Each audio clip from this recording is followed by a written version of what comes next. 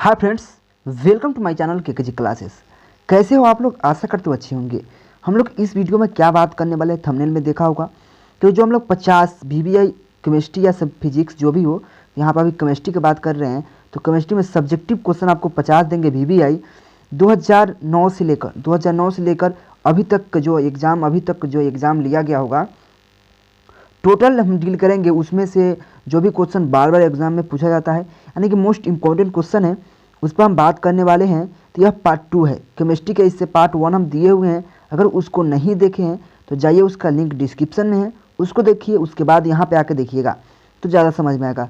तो बस वीडियो शुरू करने से पहले आपसे एक रिक्वेस्ट है कि हमारे चैनल को सब्सक्राइब कर ले और बेल आइकन भी अवश्य दबा दीजिएगा कि ताकि जब मैं वीडियो अपलोड करूँगा तो आप तक तुरंत पहुँच जाएगा। चलिए वीडियो शुरू कर देते हैं, क्योंकि देखिए आपके लिए बिना देर किए मैं शुरू करता हूं, क्योंकि इससे पहले मैं क्वेश्चन दिया हूं 10। तो जाइए उसको पहले देख लीजिए, उसके बाद यहां पर आइएगा। यह 11 नंबर क्वेश्चन होगा, 11 नंबर से क्वेश्चन होगा। 10 क्वेश्चन इससे पहले वाले वीडियो में दिए थे पार्ट 1 में। ओ माय गॉड, एक मिनट, हाँ पार्ट 1 में दिए थे। तो जाइए उसको देखिए, उसका लिंक डिस्क्रिप्शन में है, नहीं तो प्ले लिस्ट में जाइए। प्ले लिस्ट में जाइएगा तो वहाँ पर लिखा होगा 50 वीवीआई केमिस्ट्री का सब्जेक्टिव क्वेश्चन, उसमें जाकर देख सकते हैं। तो यह 11 नंबर क्वेश्चन से है। चलिए क्वेश्चन क्या कर रहा है, आप क्वेश्चन देखिए। क्वेश्चन यह है, देखिए अभी तक जो भी पूछा गया एग्जाम में सभी क्वेश्चन को हम डील करने वाले हैं। तो सट की दोष क्या है, सट की दोष क्या है, और यह क्वेश्चन 97, 11 और 16 में क्वेश्चन पूछा गया था। तो यह क्वेश्चन क्या है, सट की दोष। सट की दोष देखिए यहाँ पे अब दिख रहा है पिक्चर आपको। तो देखिए सट की दोष बेसिकली कुछ नहीं होता। इस दोष में मतलब सट की दोष में, इस दोष में अवयवी कण अपने जालक बिंदुओं को छोड़कर गायब हो जाते हैं। देखिए यहाँ पे इस अवयवी कण को देखिए यहाँ से गायब हो गया है, मतलब यह कहीं नहीं है। देखिए इस पर से जो अवयवी कण है, यहाँ देखिए प्लस ए है, माइनस बी है, प्लस ए है, माइनस बी है, लेकिन यहाँ पर देखिए तो कुछ नहीं है। यानी कि इस नियम के अनुसार, षटकी दोष में कहता है, इस नियम के अनुसार जालक बिंदुओं यानी कि अवयवी कण अपने जालक बिंदुओं को छोड़कर गायब हो जाते हैं, यानी कि भाग जाते हैं या बाहर निकल जाते हैं। इसे षटकी दोष कहते हैं। यह इतना इंपॉर्टेंट क्वेश्चन, आप इस बात को समझे होइएगा। देखिए यहाँ से, इसमें से और इसमें से देखिए हमें नहीं ना है, यानी कि यहाँ पे गायब हो गया, मतलब बाहर निकल गया होगा, तो इसी को सट की दोष कहते हैं। इस बात को आप समझ पाए होइएगा, इसमें ज़्यादा कुछ है नहीं समझने वाला। तो इस दोष में अवयवी कण अपने जालक बिंदु, यह जालक बिंदु है, यह जालक बिंदुओं को छोड़कर गायब हो जाते हैं। गायब हो जाते हैं, इसे सट की दोष कहते हैं। इस बात को आप समझ पाइएगा। 1997, 2011, 2016 में क्वेश्चन पूछा गया, यानी कि इंपॉर्टेंट क्वेश्चन है। चलिए अगला क्वेश्चन बढ़ जाते हैं। देखिए यह क्वेश्चन और फ्रेंकल दोष, सट की दोष और फ्रेंकल दोष एक साथ दोनों पूछा जाता है। चलिए अगला क्वेश्चन पर देखते हैं फ्रेंकल दोष क्या है।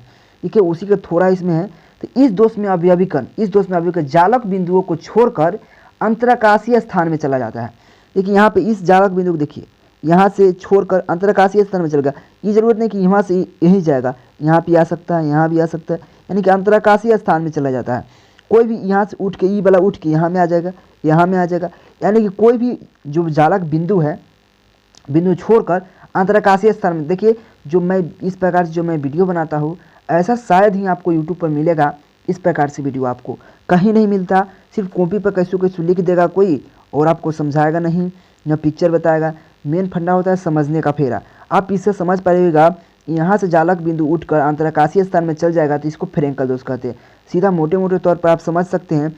जो अपना से थोड़ा सा समझ जाइएगा वो अपने से परिभाषा बना सकता है। तो इस दोष में अवयवी कण अपने जालक बिंदुओं को छोड़कर अंतराकाशीय स्थान में चला जाता है, इसे फ्रेंकल दोष कहते हैं। क्या फ्रेंकल दोष कहते हैं। ये भी 97, 11 और 16 में क्वेश्चन पूछा गया है। यानी कि फ्रेंकल दोष और षटकी दोष एक साथ पूछा जाता है। तो बस सिंपल है, दोनों एक साथ पूछा जाता है। तो ये आप समझ पा रहिएगा, इसमें कुछ नहीं, इसमें जालक बिंदु अंतराकाशीय स्थान में चला जाता है, उसको फ्रेंकल दोष कहते हैं। आप इसको स्क्रीनशॉट ले सकते हैं, नहीं तो आप टेलीग्राम पे जाइए। देखिए टेलीग्राम पे ज्वाइन करना बहुत आसान है। कितना आदमी बोलते हैं मुझको ज्वाइन करना है, तो टेलीग्राम पे जाइए, वहाँ पे सर्च कीजिएगा KKG क्लासेस, जो मेरा चैनल का नाम है। वहाँ पे जाइएगा तो उसी से लोगो लगा होगा, उसमें जाइए, आपको वहाँ पे ज्वाइन हो जाइए। ज्वाइन होने के बाद वहाँ पे PDF मिलेगा फ्री में। तो अब लेकिन PDF फ्री में तभी मिल पाएगा। देखिए ऐसे सब कोई पेड करने के लिए पैसा बोलता है, लेकिन मैं पेड करने के नहीं बोलता, फ्री में देता हूँ। लेकिन जब वीडियो वॉच कीजिएगा पूरा तभी मिल पाएगा। चलिए अगला क्वेश्चन नंबर बढ़ते हैं। क्वेश्चन नंबर 13 क्या कह रहा है, उप संयोजक संख्या क्या है। यह 2016 में क्वेश्चन पूछा गया। देखिए ऐसे बेसिकली BSEB होता है बिहार बोर्ड के लिए, लेकिन C लिखा गया है, गलती से लिखा गया होगा, कोई दिक्कत वाली बात नहीं है। BSE भी होता है। लिखा गया होगा, टाइपिंग करने में जो स्पेस दिया जाता है उसमें वर्ड चेंज हो जाता है कभी कभी। तो उपसंयोजक संख्या क्या है? तो यह 16 में क्वेश्चन पूछा गया, इंपॉर्टेंट क्वेश्चन है। तो सीधा समझिए, किसी संकुल यौगिक में कुल लिगेंडों की संख्या कहीं उपसंयोजक संख्या कहते हैं। किसी, देखिए कोई ज़्यादा इतनी डीप में जाने की कोई ज़रूरत नहीं है, सिर्फ परिभाषा याद करने का प्रयास करें। किसी संकुल यौगिक में, कोई भी संकुल यौगिक में उपसंयोजक यानी कि कुल लिगेंडों की संख्या कहीं उपसंयोजक संख्या कहते हैं। क्या कहते हैं? उपसंयोजक संख्या कहते हैं। तो यह कुछ नहीं समझने वाली बात था, और यह 2016 में क्वेश्चन पूछा गया, यानी कि इंपॉर्टेंट क्वेश्चन। चलिए अगला क्वेश्चन बढ़ जाते हैं। क्वेश्चन नंबर 14 क्या करा, यानी कि 14। देखिए आदर्श विलयन और अनादर्श विलयन। देखिए आदर्श विलयन एक और क्वेश्चन होगा, अनादर्श विलयन। देखिए दोनों क्वेश्चन है, दोनों एकदम तनका डिफरेंट है, कुछ नहीं थोड़ा क्वेश्चन में। देखिए आदर्श विलयन क्या है, अनादर्श विलयन क्या है। यह 86, 19 और 20 दोनों में क्वेश्चन पूछा गया था, यानी 2019, 2020 यानी कि दोनों में क्वेश्चन पूछा गया, यानी कि इंपॉर्टेंट क्वेश्चन है। यानी कि देखिए लगातार पूछा गया है, तो क्या जरूरत नहीं है कि अगला बार नहीं पूछा जाएगा, हरदम पूछा जाएगा, यानी कि इंपॉर्टेंट क्वेश्चन है। तो आदर्श विलयन क्या है? देखिए आदर्श विलयन समझने से पहले आपको राउल्ट के नियम थोड़ा सा, लेकिन सीधा राउल्ट के नियम आपको पढ़ाएंगे अगले वीडियो में। आप नहीं तो आपको हम बताए होंगे, आप जाइए वहाँ पे सॉल्यूशन का एक वीडियो होगा, उसको देख सकते हैं प्लेलिस्ट में जाकर, तो वहाँ पे होगा। तो यहाँ देखिए आदर्श विलयन क्या है। वे विलयन जो सांद्रण तथा ताप के सभी परिस्थितियों में, सीधा यहाँ ध्यान दीजिए, वे विलयन जो सांद्रण तथा ताप के सभी परिस्थितियों में राउल्ट के नियम का पालन करता है, राउल्ट के नियम का पालन करता है, आदर्श विलयन कहलाता है। देखिए कुछ नहीं है, वे विलयन ध्यान सुनिएगा, वे विलयन जो सांद्रण और ताप के सभी परिस्थितियों में राउल्ट के नियम का पालन करता है, आदर्श विलयन कहलाता है। अगर राउल्ट के नियम का पालन नहीं करता तो उसको अनादर्श विलयन कहते हैं। देखिए यहाँ पे मैं दोनों समझाने का एक साथ प्रयास करता हूँ। देखिए यहाँ पे देखिए, वे विलयन जो सांद्रण और ताप के सभी परिस्थितियों में राउल्ट के नियम का पालन नहीं करता है, सिर्फ यहाँ पे नहीं लग गया तो वह अनादर्श हो गया, अगर नहीं हटा दिए तो आदर्श हो गया। आदर्श ऐसे लिखाता है और अनादर्श इसमें, इसके बीच में न लग जाता है। तो सीधा बात ध्यान दीजिए, अगर राउल्ट के नियम का पालन करेगा तो उसको आदर्श विलयन कहते हैं, अगर राउल्ट के नियम का पालन नहीं करेगा तो अनादर्श विलयन कहते हैं। तो यह राउल्ट के नियम का पालन करता है, उसको आदर्श विलयन कहते हैं। सिंपल है, राउल्ट के नियम इससे बाद वाला वीडियो में हम आपको पढ़ा देंगे, कोई दिक्कत वाली बात नहीं। वो भी पूछता है, इंपॉर्टेंट क्वेश्चन है वो भी, राउल्ट के नियम। तो वे विलयन जो सांद्रण और ताप के सभी परिस्थितियों में राउल्ट के नियम का पालन करता है, आदर्श विलयन कहता है। 1986 और 2000, देखिए 1900 जहाँ में लग रहा है वह 1900 समझिएगा, नहीं तो सभी भी 2019 यानी कि 2020 में भी क्वेश्चन पूछा गया है, यानी कि इंपॉर्टेंट क्वेश्चन है। चलिए अगला क्वेश्चन बढ़ जाते हैं। देखिए क्वेश्चन अनादर्श विलयन में कुछ नहीं, वे विलयन जो सांद्रण और ताप के सभी परिस्थितियों में राउल्ट के नियम का पालन नहीं करता है, अनादर्श विलयन कहलाता है। और दोनों क्वेश्चन एक साथ पूछा जाता है, यानी कि 86, 19 और 20 में क्वेश्चन पूछा गया था, इंपॉर्टेंट क्वेश्चन है। चलिए अगला क्वेश्चन बढ़ जाते हैं, क्वेश्चन नंबर 16। देखिए इसमें ज़्यादा कुछ समझने वाली बात नहीं, यह थोड़ा एक क्वेश्चन है जो कि थोड़ा सा समझिए, और यह फैराडे का प्रथम नियम और द्वितीय नियम है। इससे पहले वाले वीडियो में आपको फैराडे का प्रथम नियम बताए थे, और यह फैराडे का द्वितीय नियम है। तो फैराडे का प्रथम नियम आप नहीं देखे हैं, वह 2020 में भी क्वेश्चन पूछा गया था, फैराडे का प्रथम नियम। तो जाइए, फैराडे का द्वितीय नियम इंपॉर्टेंट है अगला एग्जाम के लिए। तो यह देखिए क्वेश्चन क्या है, फैराडे का द्वितीय नियम, फैराडे का विद्युत विच्छेदन का द्वितीय नियम, चाहे फैराडे का द्वितीय नियम फिजिक्स और केमिस्ट्री दोनों में पूछा जाता है, यानी कि इंपॉर्टेंट क्वेश्चन है। तो देखिए क्वेश्चन क्या है, 17 और 14 में क्वेश्चन पूछा भी गया है। क्या है, इस नियम के अनुसार, किस नियम के अनुसार, फैराडे के द्वितीय नियम के अनुसार, इस नियम के अनुसार विभिन्न विद्युत अपघट्य, यानी कि विभिन्न विद्युत अपघट्य के विलयन में, यानी कि विलयन विभिन्न होना चाहिए, अलग अलग विलयन हो, 2 विलयन मान के विभिन्न अलग अलग विभिन्न विद्युत अपघट्य के विलयन में समान विद्युत धारा, यानी कि दोनों में धारा जो प्रवाहित हो, यानी कि समान विद्युत धारा है।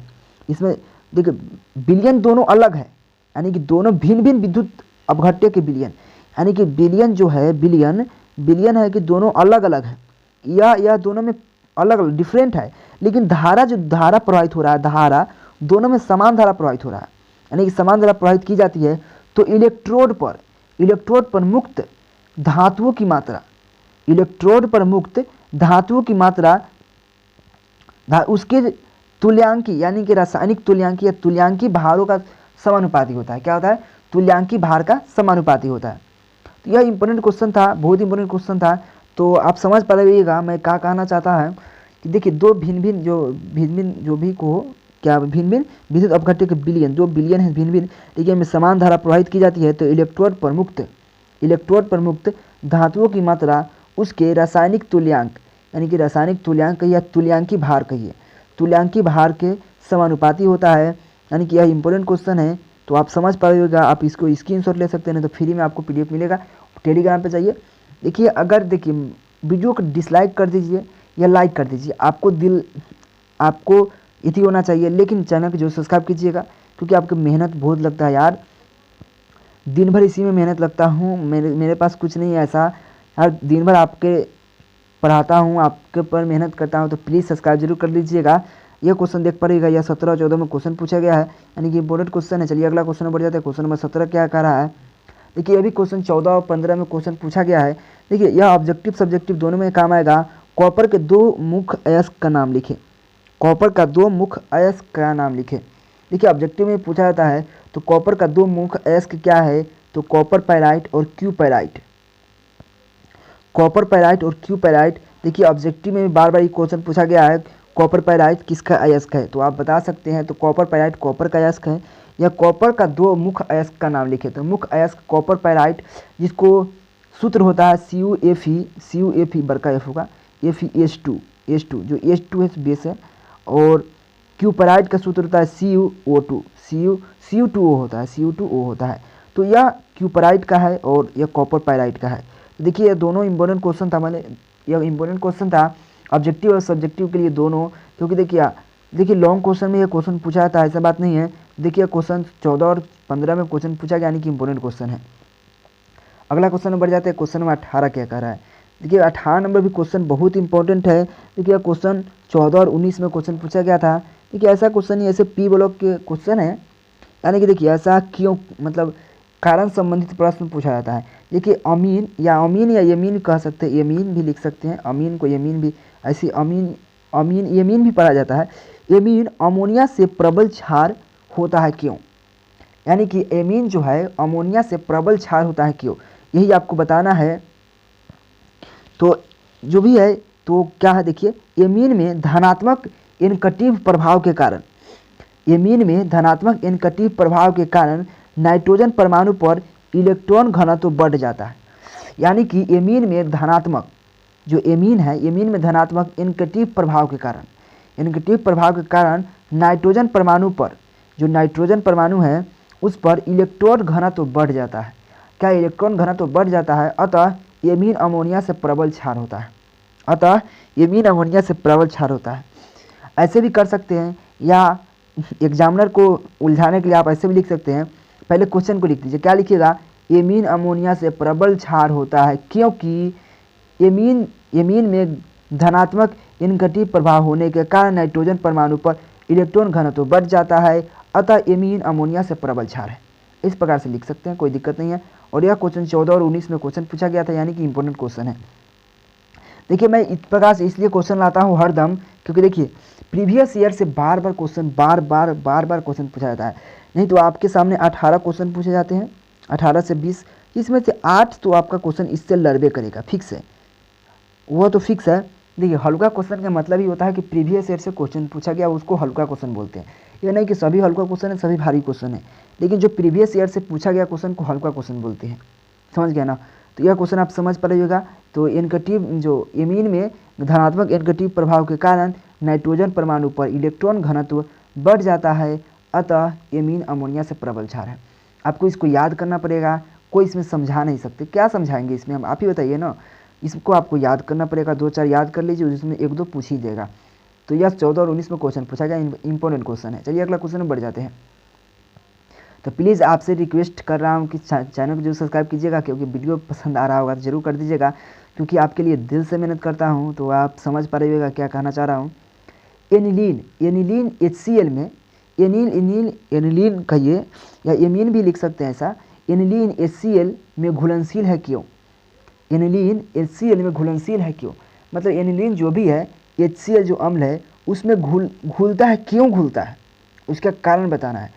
तो आप इस प्रकार से भी लिख सकते हैं, एनिलीन HCl में घुलनशील है क्योंकि, देखिए मैं तो सजेस्ट करूंगा ऐसे लिखिए जरूर कि एनिलीन HCl में घुलनशील है क्योंकि, जरूर लिखिएगा। उसके बाद लिखिए क्योंकि एनिलीन क्षारीय प्रकृति होने के कारण यह अम्ल HCl में घुलनशील साल्ट बनाता है। आप इस प्रकार से भी लिख सकते हैं, एनिलीन HCl में घुलनशील है क्योंकि एनिलीन क्षारीय प्रकृति होने के कारण यह HCl में घुलनशील है। इस प्रकार से भी लिख सकते हैं, कोई दिक्कत नहीं है। मैंने क्या कहा आप इसको नोट डाउन कर सकते हैं। एनिलीन, आप देखिए एनिलीन HCl में घुलनशील है क्योंकि एनिलीन HCl में घुलनशील है क्योंकि, सुन पा रहे हैं ना, क्योंकि एनिलीन क्षारीय प्रकृति के होने के कारण HCl में घुलनशील है। इस प्रकार से लिख सकते हैं। यानी तो इस प्रकार से मैं जो यहाँ उसको भी लिख सकते हैं, एनिलीन क्षारीय प्रकृति होने के कारण यह अम्ल HCl में घुलनशील है, या HCl में घुलनशील साल्ट बनाता है, HCl में घुलनशील होता है। लेकिन मेन फंडा क्या है कि एनिलीन जो कि क्षारीय प्रकृति है, जब क्षारीय प्रकृति अम्ल में आराम से घुल जाएगा, तो वही बात कर रहा है।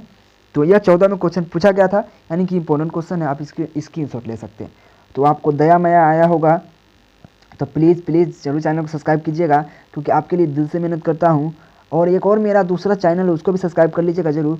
अगला क्वेश्चन 20 नंबर क्वेश्चन है, यह लास्ट क्वेश्चन है इस वीडियो का। 20 नंबर क्वेश्चन यह लास्ट क्वेश्चन है। अगर इससे पहले वाले वीडियो नहीं देखे जाइए, देखिए उसमें 10 क्वेश्चन आपको बताए थे। ओ माय गॉड, 1 मिनट, हाँ 10 क्वेश्चन उसमें बताए थे, तो आप उसको जाकर देख सकते हैं, कोई दिक्कत वाली बात नहीं है। क्वेश्चन क्या है, मूलरता है, मूलरता को परिभाषित करें। एक मूलरता होता है, एक मूललता होता है। तो ये मूलरता है, यह भी 2015 में क्वेश्चन पूछा गया था, यानी कि इंपॉर्टेंट क्वेश्चन है। मूलरता को परिभाषित करें, तो आप आराम से इसको तब याद किए होइएगा। किसी 1 लीटर बिलियन में, किसी 1 लीटर बिलियन में घुले हुए विलय की कुल मोलों की संख्या बिलियन की मूलरता कहलाता है। देखिए आप ध्यान दीजिए, मैंने क्या कहा, किसी 1 लीटर बिलियन में, किसी 1 लीटर बिलियन में घुले हुए विलय की कुल मोलों की संख्या बिलियन की मूलरता कहलाता है। यह 15 में क्वेश्चन पूछा गया है, यानी कि इंपॉर्टेंट क्वेश्चन है। देखिए यह क्वेश्चन सब, जो भी क्वेश्चन मैं लाता हूँ वो बहुत ज़्यादा इंपॉर्टेंट होता है, और ढूंढ कर मैं लाता हूँ, उसको मैं देखता हूँ सर्च करके, यार है या नहीं, पूछा गया है नहीं। क्वेश्चन बैंक उलिटता हूँ, प्रीवियस ईयर के क्वेश्चन उलिटता हूँ, यानी कि क्वेश्चन, एक क्वेश्चन को मैंने टाइपिंग करने में देखना पड़ता है, यार क्वेश्चन पूछा या नहीं, ठीक है या नहीं। यार बहुत दिल से मेहनत करता हूँ, तो प्लीज़ जरूर चैनल को सब्सक्राइब कीजिएगा। तो thank you watching for this video. अगर वीडियो पसंद आए तो प्लीज़ लाइक कर दीजिएगा, और कमेंट एक दो करिए दीजिएगा, और चैनल को जरूर सब्सक्राइब कीजिएगा। लाइक कीजिए, डिसलाइक कीजिए, जो करना है आपको दिल पर हाथ रख के जरूर कीजिएगा। सॉरी, तो चैनल को जरूर सब्सक्राइब कीजिएगा। तो मिलते हैं अगले टॉपिक के साथ अगले वीडियो में, जब तक के लिए टेक केयर, बाय बाय, जय हिंद।